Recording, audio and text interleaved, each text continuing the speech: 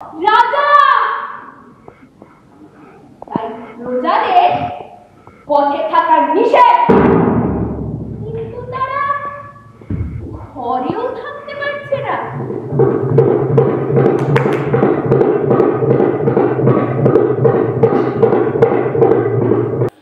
তিনটি নাট্য সংস্থার সম্মিলিত উদ্যোগে রবীন্দ্র সংস্কৃতি মঞ্চে আয়োজিত হল এক নাট্যসন্ধ্যা।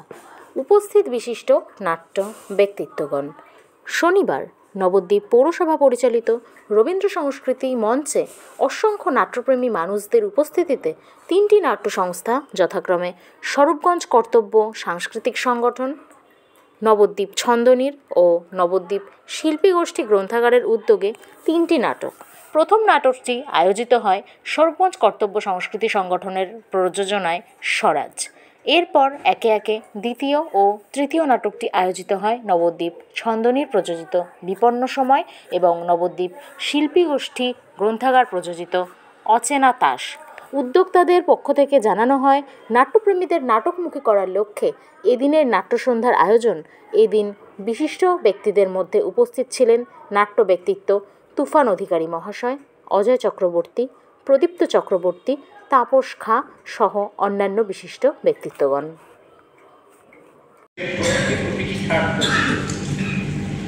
একে অপরের মুখে ছুরি বসাচ্ছে হবে, যেখানে দুজনেরই বেঁচে থাকার লড়াইটা সামাজিক অবস্থানটা অন্য কিছু নাই, কেবা রাজা কেবা আত্মপহর, কে বলিল অত্যাচার্য পাপ হবে হবে দেবতার নামে আজ মনুষ্যত্ব হারায় মানুষ। ক্ষমতার কেন্দ্রে যারা বসে আছে তারা তাদের ক্ষমতা প্রতিষ্ঠা করে রাখবার জন্য যত রকম সরকারের আশ্রয় নেন, তাকে ওই রঘুপতির মতো নয়। কে করবে দাদা? এখন তো কেউ আর কিছু বলে না। হ্যাঁ, এখন আমরা কেউই কিছু বলি না। আসলে কি জানো হবে, নানা রকম টানা পড়েন স্বার্থ সমীকরণ আর দোলাচলে আমরা সব যুক্ত হয়ে যাচ্ছি। তোমার মনে আছে দাদা, ওই যে ওই পুরু সেনাপতি দ্রোণাচার্যের সঙ্গে যখন কৃপাচার্যের প্রবল কথা কাটাকাটি হচ্ছে আত্মমর্যাদার প্রশ্ন নিয়ে, আর কৃপাচার্য দ্রোণকে এই রাজনুগ্রহে থাকা এই জীবনযাপনের জন্য চরম অপমান করে চলে যান। যখন দ্রোণাচার্যের সংলাপটা তোমার মনে আছে দাদা? এটা তো তুমি যেটা বললে বৈদ্যনাথ মুখোপাধ্যায় আর এক দ্রোণাচার্য না, মনে আছে? তুমি বলো আচ্ছা আচ্ছা, তোমার মনে আছে? যদি মনে থাকে তাহলে একবার বলো। বলবো দাদা? হ্যাঁ, তুমি উত্তেজনাটা পাঠিয়ে দিবে। বলো, চেষ্টা করে বলো।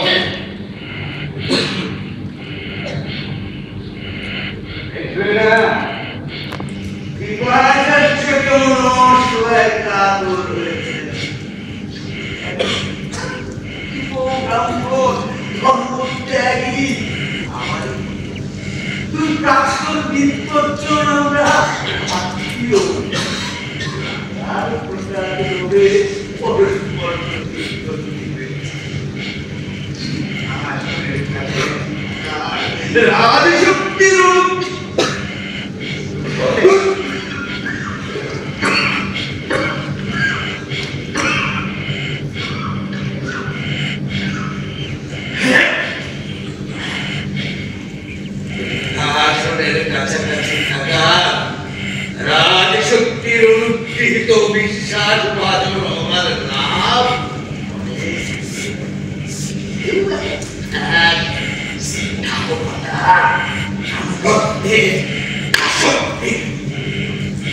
তোমার দোকানটা বন্ধ কেন হবে?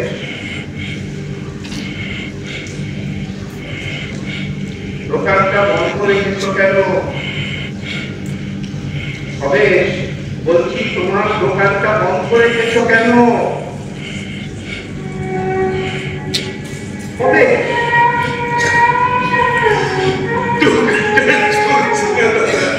কেন দোকানটা চলছে না কেন? পুঁজির অভাব? না, ঠিকই ছিল, বলতে হয় না। 3,000 দীর্ঘ লোক ছাড়া বড়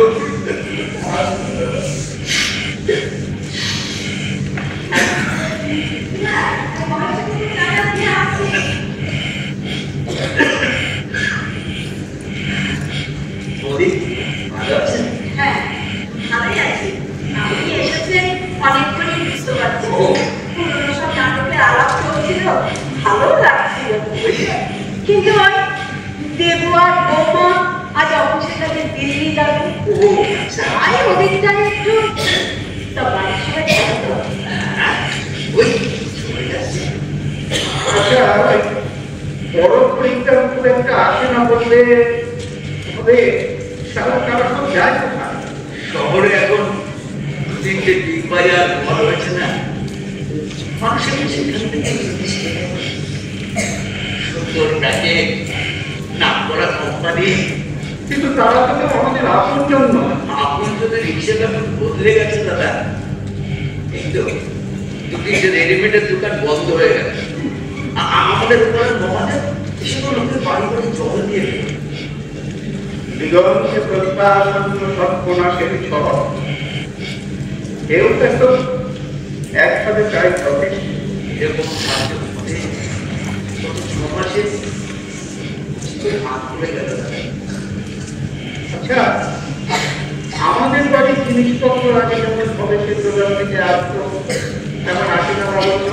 আমি তো জিনিস আনি না, এখন ওদের পছন্দ অনুযায়ী ওরাই জিনিসপত্র নিয়ে আসে। ও দাদা, আমি যাবে, চলে গিয়ে অস্বস্তি আলাদা চাইছো করে। বেশ, যাও। আসছি আসছি।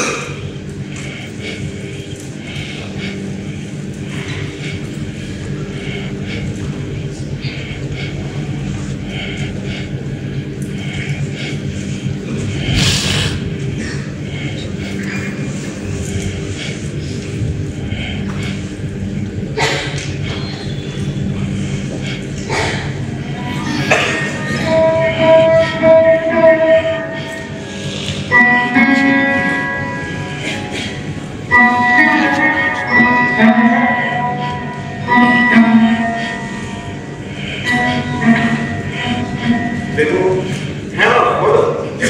তুমি আর বৌমা তো আর দুধে বের করে। হ্যাঁ, এমনিতে সব পঞ্চাশ হয়েই গেছে। রাত খাওয়া দাওয়া সেরে এই 12টা নাগাদ বেরিয়ে পড়বো। গাড়ি করা আছে, সন্ধ্যায় যায়। বেশ, আমি তোমাদের বেশি সময় নেব না। তুমি তুমি বৌমা আর তোমার মাকে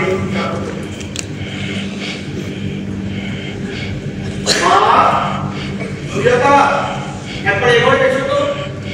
বাবা ডাকছে।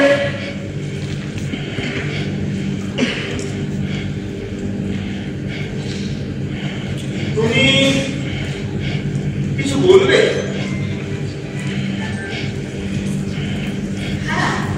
কি হলো, বলবে কিছু? ওদেরকে দোকানটা বেশ কয়েকদিন ধরে বন্ধ, তোমরা জানো। সেভাবে যাবে না, কয়েকদিন আগেও তো কোথা থেকে গত দুদিন এই ব্যস্ততায় তেমন খেয়াল করি। আমাদের বাড়ির জিনিসপত্র মাস্কা বাড়ি যেরকম কলেজের দোকান থেকে আসতো, এখন সেইরকম আসে। কি হলো, তোমরা সব চুপ করে আছো কেন? বলো। আমি বলছি না, গত মাসটার যেমন সেভাবে আসে। তার মানে কলেজের দোকান থেকে জিনিসপত্র রান্না তোমরা বন্ধ করে দিয়েছি। আসলে ব্যাপারটাতে খুব আমরা চিন্তা করে কিছু করা হয়েছে এমনটা নয় বাবা। বিভিন্ন কাজে বলে ওই বিগ বাজার মলের সামনে দিয়ে যাতায়াত করতে হয়। চোখে পড়ে জিনিসগুলো রেস্ট, প্যাকেট ভর্তি, হাইজেনিক। আচ্ছা, ওরা হোম ডেলিভারিটাও দিয়ে দেয়। দেবু, বৌমা সবটা না জানলেও কলেজের সাথে আমাদের সম্পর্কটা কতদিনের সেটা তুমি নিশ্চয়ই ভালো করে জানো। হ্যাঁ জানি। আসলে ভেবে চিন্তে কিছু হয়েছে এমনটা নয়। তাছাড়া শুধু আমাদের জন্য কি ভবিষ্যৎ তোর দোকান বন্ধ হয়েছে গেছে। বাবা, তুমি যেটা বলতে চাইছো আমি বুঝতে পারছি, কিন্তু সময়ের পরিবর্তন তুমি আটকাতে পারো না, বদল তোমাকে মানতেই। আমি বদল আটকাবার কথা বলছি না দেবু, আমি বলছি সম্পর্কের কথা। সম্পর্ক তো আমাদের সাথে ভাবের সাথে খারাপ হয়নি বাবা। সম্পর্ক মানে বৌমা শুধু হাই হ্যালো নয়, রাস্তায় দেখা হলে দুটো বেতো হাঁটি হেঁটে চলে যাওয়া নয়। সম্পর্ক গভীর একটা প্রত্যয়, একটা ভরসা। আসলে আসলে সময়ের সাথে সাথে জীবন জীবিকার দাবি, নিজেদের অস্তিত্ব নিয়ে রাখার প্রয়োজন। আর আমাদের জীবনে এমন হয়ে উঠেছে যে আমরা কাল বেড়াতে পারছি না। কিন্তু এইভাবে ছুটে চললে ভাবতে কখন, ভাবার সময় তো আর হাতে থাকলো না। হ্যাঁ হ্যাঁ, অবশ্যতার বিষয়টা হয়তো সত্যি দুঃখজনক, কিন্তু কিন্তু আজকের এই উদার অর্থনীতি, মুক্ত বাজার, এসবের সামনে দাঁড়িয়ে এই বদলটাকে আটকানো যাবে না। যেটা যাবে না, যেটা সত্য বাস্তব, তাকে তো আমি মানছি দেব, কিন্তু তাই বলে ভেতর থেকে প্রতিরোধের একটা ইচ্ছে থাকবে না, তাহলে তো ব্রিটের মতো হতে হয়। তুমি জানো না যারা বেহাল অবস্থায় পড়েছে ওই ভবেশ কাকার মতো, তাদের বাড়িতে গিয়েও দেখো এরকম ঘটনাই ঘটছে। ঠিকই দেব, কোনো কিছু ঘুম করে যখন পুরোপুরি ঘটে পড়ে তার আগে বহুদিন তার ভয়টা বাইরে থেকে বোঝা যায়। দেখুন দেখুন, আমি সামান্য একটা চাকরি করতাম, সরকারি চাকরি, তাই দিয়ে তোমার আর তোমার দিদির লেখাপড়া সাধ্যমতো সহকারণা মেটানোর মধ্য দিয়ে এই সংসারটাকে দাঁড় করিয়েছি আমার একার রোজগার। ওই খবরের দোকান থেকে প্রতি মাসে জিনিস আসতো, তাও তোমার মায়ের অসুস্থতার চিকিৎসা করতে গিয়ে মাঝে সাথে টাকায় কাজ করেছি। তবে 1 মাস 2 মাস 3 মাস টাকা বাকি রেখেছি, আস্তে আস্তে সে টাকা পরে শোধ করেছি। তোমাদের জন্য দুঃখিত যে ছেলেটি, সেও মাঝে মাঝে টাকা বাকি রেখেছে, বলেছে তাতে কি হয়েছে, এরকম তো মানুষের হতেই পারে। এইটা হচ্ছে সম্পর্ক। আজ আমাদের পরিস্থিতি পাল্টেছে, আজ তোমরা দুজন উপায় করছো, আমার টেনশন আছে, আজ আপনার আর্থিক চাপ নেই। আর অমনি আমরা ভালো ভালো কোম্পানি দেখে, ভালো ভালো চৌকি দেখে পুরোনো এই সম্পর্কটাকে একেবারে অস্বীকার করে দিচ্ছে গেলে ওই দিকে দৌড়বো। বাবা, আমাদের তো বের হতে হবে। আমি না হয় ফিরে এসে তোমার সঙ্গে এই বিষয়ে কথা বলি, তবে আমি একটা কথা বলতে পারি, তোমার কথা অর্থ আমি অস্বীকার করতে পারি, কিন্তু সময়ের পরিবর্তন না থেকে আমি যায় না। দেখুন, আমাদের ছোটবেলায় লেখাপড়া মন দিয়ে না করলে বাবা মা রাগ করে বলতেন, কি আর করবে, এক যদি আলু পটল নিয়ে বাজারে দেখতে বসবে। তোমাদের এই পরিবর্তনের ধাক্কায় ওই আলু পটলও তো সুনির্দিষ্ট প্যাকেটে বিক্রি হবে। দেখুন, চাকরি নেই, তখন এই ভাইয়ের জেনারেশনের ছোট ছোট ছেলে মেয়েগুলোকে তোমাদের ওই জীবন জীবিকার তাগিদে সুন্দর সুন্দর ড্রেস পরে সিকিউরিটি গার্ড হয়ে বিভিন্ন জায়গায় দাঁড়িয়ে থাকতে না পারে। দেখা যাক, সে কথা তো সময় বল। ঠিক ঠিক, সে কথা তো সময় বল, কিন্তু ততদিনে দেখুন আমরা হয়তো বিচ্ছিন্ন হতে হতে হতে হতে একেবারে একা হয়ে, তখন সম্পর্কহীনতার মাছ দেখে দেখেছে যে বড় মানুষেরা, তাদের পাতা জালে আমরা প্রত্যেকে এক একটা ভোরের মতো নড়াচড়া করি, হয়তো এখনো করছি। তাই বাবা, আমি আসছি। হ্যাঁ, তুমি এসো, তোমাদের আর দেরি করো। তবে একটা কথা মনে রেখেছে, মানুষকে একদিন ফিরতে হবে, মানুষের কাছে মানুষকে ফিরতেই।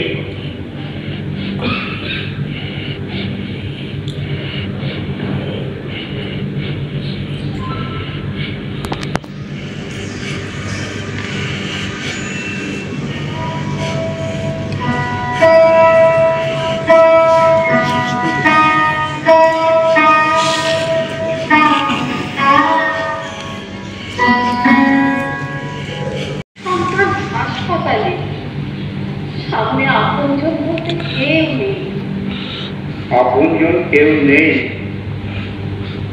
তাহলে হবে একটা তাপসকে লাবণ্য কিসের জন্য? তারা আগে রাত্রিবেলায় ঘুম ছেড়ে তোমার নাতনির মাথার কাছে দাঁড়িয়ে আছে। ওদের দিন আমরা কোনোদিনই শোধ করতে পারবো না।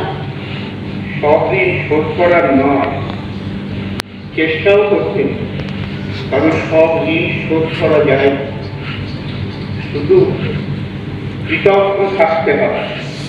মনের মধ্যে কৃতজ্ঞতার আলোকে সেই মুখগুলোকে উজ্জ্বল করে রাখতে হবে। তুমি কি ভালো ভালো কথা বলতে পারো? আমি তো তাকে পারি না। সারা জীবনে কত মন, কত স্মৃতি, কত মানুষ। আমার এক এক সময় মনে হয় লাবণ্য আমাদের জীবনটা আসলে এক একটা রেলগাড়ি, একটার পর একটা স্টেশন পার হয়ে যায়, প্রত্যেকটা স্টেশনের লোক নামে, জীবন থেকেও তেমনি হারিয়ে যায় কত মানুষ। একটা একটা স্টেশন আছে, সেগুলো জীবনের এক একটা পর্ব, এক একটা মোড়, আবার নতুন লোক, তাদের নিয়ে জীবন এগিয়ে চলে সামনের দিকে। পেছনে পড়ে থাকে সব স্টেশনগুলো, ক্রমশ আচ্ছা হতে থাকে। যেমন মানুষের জীবনে ক্রমশ আচ্ছা হয় বাল্যকাল, কৈশোর, যৌবন, প্রৌঢ়ত্ব, বার্ধক্য, তারপর চক লেখা শেষ। তোমার প্রস্তাব কথা মনে আছে? দেবী ভালোই না বাঁচত, মনে আছে? বেলা না দেখলে চলতই না। ঠিক ঠিক বাবু, তার কথা আমাদের দুজনের মনে আছে। ওই নিজের একমাত্র সন্তানকে হারিয়ে দেবুর মধ্যে তাকে খুঁজে পেতে চেয়েছে। আর তিনি কোথায় চেয়ে যান, দেবুরও তাকে একদমই মনে নেই। অথচ লাবণ্য দেবুর জীবনের ওই যে মুহূর্তগুলো, সেগুলো তো সত্য, একেই আমি বলি সম্পদ। ভাইয়ের কাছে মানুষগুলো কি করছে কে জানে। ওরা তোমার দিদি ভাইয়ের কাছে অতন্ত্র প্রহরীর মতো জেগে রয়েছে লাবণ্য, তোমার কোনো চিন্তা নেই। যা, অনেক রাত হয়েছে, মধ্য রাত পার হয়ে গেছে, একটু বিশ্রাম করে নাও। যাও। হ্যাঁ যাবো, তুমিও যাও। হ্যাঁ যাই। গিয়েছেন ভবেশ বাবু। আরে দাঁড়ান ভাই, একটা কথা তো বলতেই ভুলে গেছি। অমনি বাবু, দেবাশিস আর সুজাতা এরা মিলে ভবেশ বাবুকে বেশ কিছু টাকা ধার দিয়েছেন তার দোকানটা একেবারে নতুন করে সাজিয়ে তোলার জন্য। ঋণ হিসাবে দিয়েছেন, আর তার পাশাপাশি দেবাশিস ভবেশ বাবুর হাতে তুলে দিয়েছেন আগামী মাসের মাসকাবারি খরচ। অমনিবাবুর সময়কার মিশনটা এবার বোধ হয় দেবাশিসের হাত ধরেই এই বাড়িতে ফিরে এলো। ভালো থাকবেন আপনারা।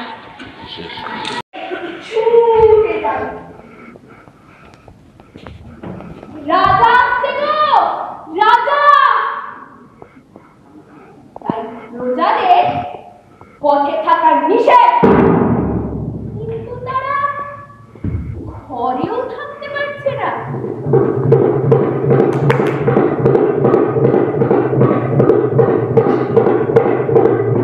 আকাশে আকাশে হেলিকপ্টারের কোম্পানি,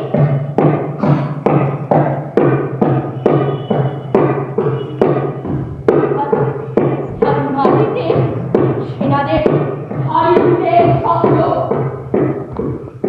বাড়ি বাড়ি গিয়ে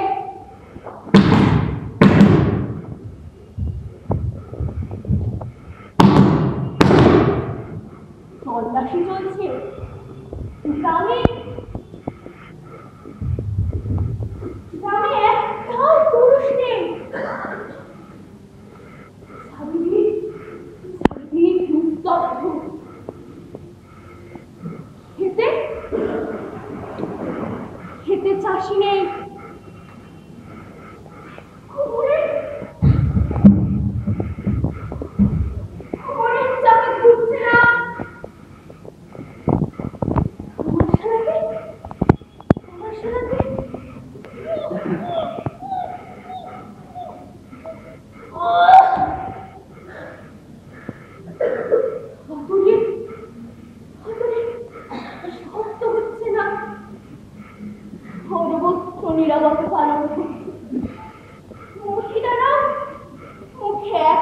আর কথা বলছে না।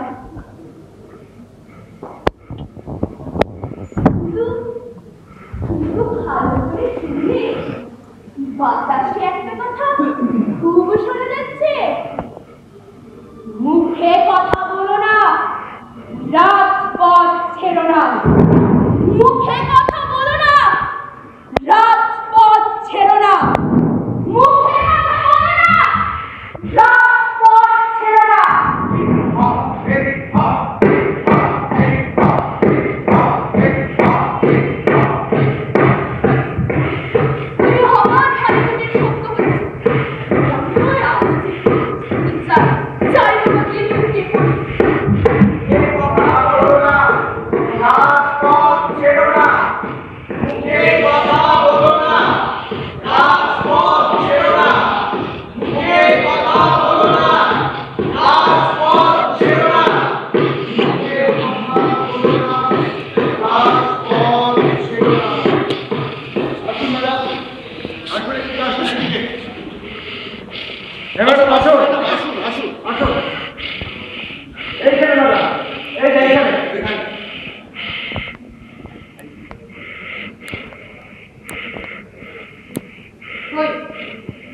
এখানে তো কিছুই দেখছি না। আপনারা ঠিক দেখেছিলেন তো? হ্যাঁ ম্যাডাম, আমি একদম ঠিক দেখেছি, আর সেটাই আপনাকে বলছি। তাহলে ঠিক কি দেখেছিলেন সেটাই বলুন। ম্যাডাম, আমি দেখলাম ওইখানে একটা মেয়ে, সরি ওই যে ওইখানে একটা মহিলা বস্ত্রটা শুয়েছিল। শুয়েছিল? হ্যাঁ। কোথায় বললেন?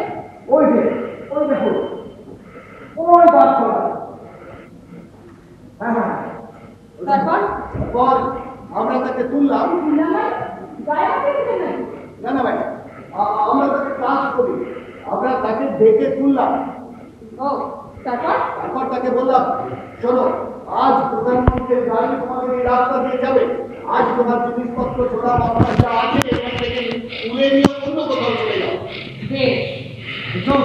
কিন্তু ম্যাডাম, সে চিৎকার করে বলতে লাগলো, এই মাটি আমার, এই রাস্তা আমার, এই রাস্তা ছেড়ে আমি উঠবো না।